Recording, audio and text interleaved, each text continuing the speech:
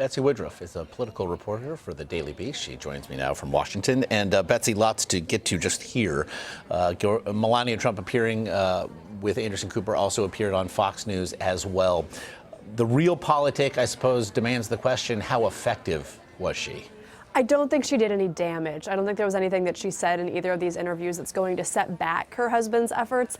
That said, I'm also not convinced that she is going to persuade very many people that her husband is just sort of an innocent man who's been dragged through the mud by people who are creating a vast conspiracy of lies. And one thing that stuck out to me from her interview with Anderson Cooper is that she suggested that Billy Bush actually egged Donald Trump into making these comments, which from the audio isn't correct. And she compared them to two teenage boys, even though, as Cooper pointed out in the interview, Trump was 59 years old at the time. The reality is that it's really tough to make a defense against all these allegations, particularly when Trump has failed to present substantive evidence that he didn't go after these women, and when many of these women are incredibly, incredibly credible. So Melania is in an unenviable position. I think she did as well as can be expected, but that's not saying a ton. Well, then what do you make of the lag, I suppose, if nothing else, between when we first learned of these allegations coming up on 2 weeks ago and when we finally heard from Melania Trump? And I asked that question with the context being as well,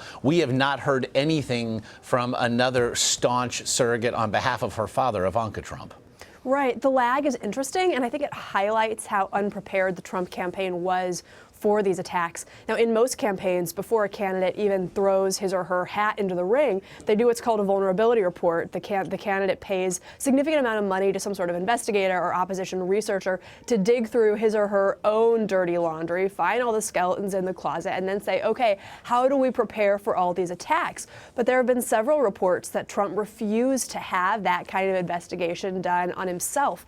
And that almost certainly meant that his campaign, his staffers, his aides were completely caught off guard when these allegations came out. They should not have been caught off guard. They should have known that this was part of his professional reputation, whether that reputation was warranted or not. Unfortunately, we have this 2-week lag time. We have silence from Ivanka. That's a liability. She could be a really effective surrogate for him here.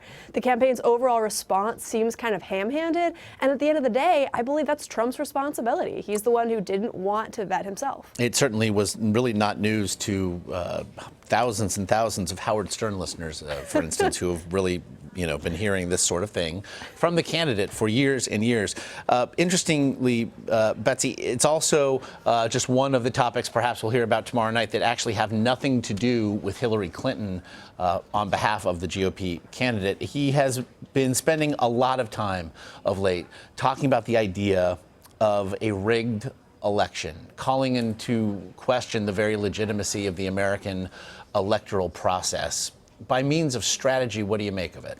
It's perplexing. It's probably not a super effective strategy. We know political scientists have found consistently that voters turn out to vote when they're optimistic and when they think their candidate's going to win. When Trump says this is a rigged system and that's why I'm losing, that's not a message that's going to get his supporters pumped about going to the polls if they think he's going to lose. That said, another really interesting thing about him making this argument is that it's very much in tandem with what the Russian government and the Putin government are pushing. This is what Russian propagandists want Americans to think. It's a central part of Putin's geopolitical strategy to undermine Americans' faith in our democratic institutions. Obviously, these institutions are never above criticism. A central part of American democracy is that we criticize ourselves. But for Trump to go as far as to say the entire system is rotten to its core, to suggest that we don't have free and fair elections, that's what Putin and other Russian propagandists would want him to say. It's another example of him just aping these Russian propaganda lines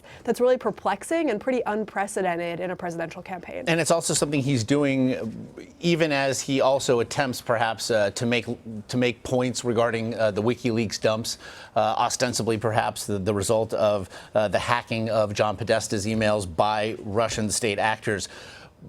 But it also, in making that decision, I suppose inspires a much more fundamental question here, Betsy. 3 weeks out, is Donald Trump running for president?